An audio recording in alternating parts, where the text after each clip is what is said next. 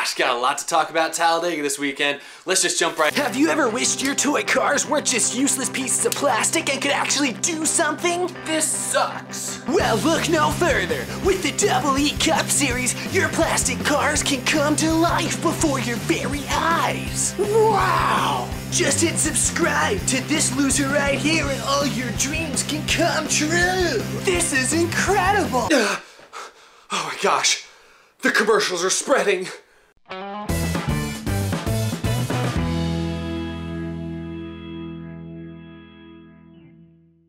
How's it going, everybody? My name is Eric and welcome to Out of the Groove, the show about NASCAR where we talk about all things racing, and this week it's all about Talladega. Because I just got done watching the race and I got some stuff to talk about, want to recap the race a little bit, want to talk about some of the surprises, want to talk about some of the things that just really grinded my gears about today's race, and I want to hear about what you guys have to say about it in the comments. So thanks for watching, and let's jump right in. First, we'll talk about the winner. Joey Logano, for the first time in literally 1 year, gets to victory lane in the Cup Series, and hopefully, barring any penalties, this one will actually count. We'd have to go back even further to find his last win that actually counted. But no, yeah, Logano snapped a 36-race winless streak with the win at Talladega. Fords dominated the race like we thought. I talked last week how I told you, and most people assumed Ford would be the toughest team to beat. Chevys I thought would be good, and Toyota would definitely struggle. Well, let's look at the finishing results. Yeah, Ford, Chevy, Ford, got a lot of Fords, and the highest Toyota, 10th place. So gotta say, my predictions there were pretty much on point. And that's basically how it was for most of the race. The Stewart-Haas cars looked good, Kevin Harvick was up front, the Penske cars looked strong, Logano was second in the first two stages and then won the race, so he was always up at the front. Even Paul Menard, who's not really, he's a Penske affiliated team, he's with the Wood brothers, they won their first stage together in stage 2, so great day for Fords all around. Stenhouse was top 5 contender all day, great day for Ford. And Chevrolet, specifically Hendrick Motorsports, looked strong. I know late in the race, William Byron, Jimmy Johnson were involved in a wreck. Byron didn't get a good finish, he DNF'd. But the rest of the team, Chase Elliott, Alex Bowman, even Jimmy Johnson, were constantly top 10, top 5 threats throughout the race. And looks like for the most part they got some decent finishes. But now I want to focus on Joey Logano at first, because Joey Logano has been top 2 in points pretty much all year, and we really haven't talked about him that much because until this weekend's race at Talladega, he hasn't really been in contention to win. He's been a top 5 car a lot of weeks, but he hasn't looked like a winning car. The focus on that has been going towards Kyle Busch and Kevin Harvick, and rightfully so. Kyle Busch had a big points lead coming into Talladega, but Joey Logano with 2 second-place finishes in the stages and the win definitely ate into Kyle Busch's points lead considerably. Now I think he's like 30 points back, which given he was like more than 50-something points back coming into this weekend, that's an important note. But most importantly for Joey Logano, the win that gets you 5 bonus points once you get into the playoffs. That's huge for Logano, something he did not have last year, and that's why he missed the playoffs ultimately because of that encumbered victory he had. This year, it looks like he, unless some crazy penalties come out this week, looks like Logano for sure is a lock to make the playoffs. He's second in points, so he's probably a lock anyways, but the win definitely will help him out. Logano's making a case now. I talked about in the beginning of the season, my preseason predictions, I figured Joey Logano would turn things around a little bit this year after missing the chase in 2017, missing the playoffs. I figured they'd turn it around a little bit, and so far, they really have, and they're establishing themselves as a dark horse pick to make it to Homestead. And I only say dark horse because, like I said, all the focus has been on Kyle Busch and Kevin Harvick winning all these races and running up front all the time. Logano's done it quietly. In fact, I even talked about how Logano was considered a dark horse by many a couple weeks ago, despite being so high up in points. Logano's making a case he could be really mounting a charge for a championship run at the end of this season. But that's enough about Logano. Talking about some of these other drivers, like I said, the Fords were great, Chevys were great. You had a few, smaller teams moving up there pretty high in the pack, which is always good to see. David Reagan, you see there with a solid finish. You had Darrell Wallace Jr. lead some laps early. That car seemed to be rough on handling. Not a great finish for him, but,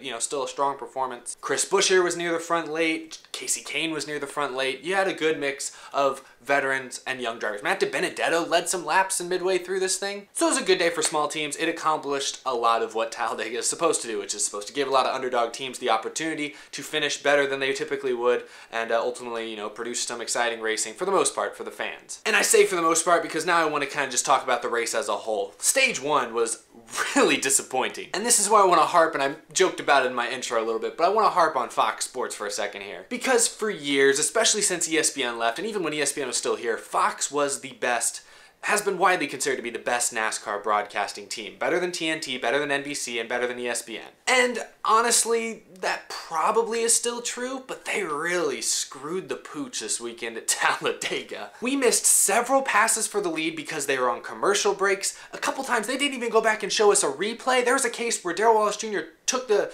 lead away from Alex Bowman and they made it sound like it was this really dramatic move, and then they never showed us the replay. Both big crashes that happened in the race, they were on commercial when they happened, had to come back from commercial and recap the wreck. It was just, they were so many commercial breaks during this race that it just was almost impossible to really develop a flow and kind of take in the momentum and take in the race as a whole. And I get that Talladega, obviously the stands were packed for Talladega like they always are. Talladega draws a lot of viewers. It's almost as big as the Daytona 500, and that even though NASCAR is kind of struggling in viewership in general, Talladega continues to draw in eyeballs. So clearly Fox was able to sell a lot of ad space. They were able to fully stock up on commercials, on ads for different companies, and clearly they just thought they could squeeze them in every chance they got. And they thought we wouldn't notice. I had to see that damn COPD ad 30 times over the course of this race. I can freaking recite the whole thing by now. I've watched so many sporting events in my life, and this was the first time that I really noticed that the commercial breaks were really intruding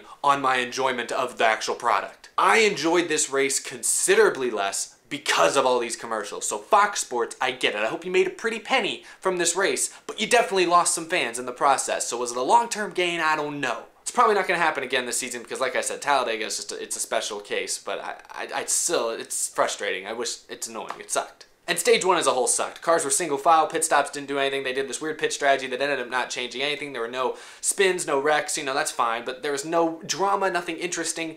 Only big names up front. There was no little teams running well at the beginning of this race. The first 55 lap stage sucked. And I was really disappointed. I was like, man, this is Talladega. I want there to be fun racing. What happened? Well, it sounds like most of the drivers heard my cries because stage 2 and stage 3 were as dramatic and for the most part just as exciting as we saw at Daytona earlier this year, which I thought was one of the best plate races I'd ever seen. I'm not going to sit here and say this Talladega race is one of the best races I've ever seen, but it was a solid race and that I think most people look back on at fondly. You had the big wreck in stage 2 where Eric Jones just ran out of talent and took out Jamie McMurray, Trevor Bayne, Truex got some damage, a couple others. That was disappointing for me to see. Larson was involved, but that definitely started to shake things up because then on the ensuing restarts and really for the rest of the race, we saw 2 and 3 wide action. People finally started to feel comfortable in those race cars, which is weird because you feel like after a huge wreck, a lot of these guys would be scared straight.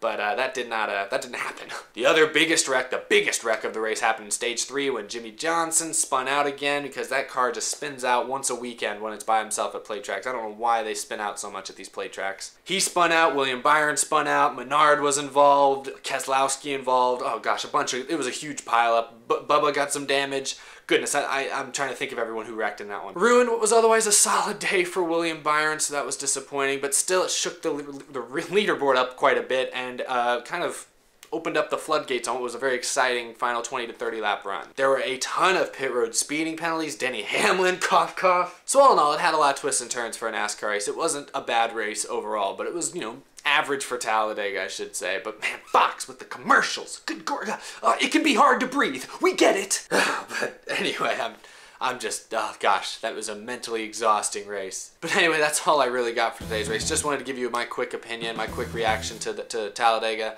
I'll have a couple other episodes coming out this week. I have an episode, a bigger episode, kind of a more big grand scale episode coming out later this week that I'm excited for, that I'm gonna get to work on, so look forward to that. You can support the show on Patreon now. If you wanna be a sponsor like these couple of great people like here, shout out to the official sponsor, Michael Harrison, the first official sponsor of Out of the Groove. You can also have your name added to this list. You can get shout outs. If you look in the description, you can go to Patreon and read about it there. For $5 a month, you can become an official sponsor of Out of the Groove. So thanks for everyone for the support there. I appreciate it. Like I said, more episodes coming out this week. W Cup Series stuff coming out later this week, so look out for that.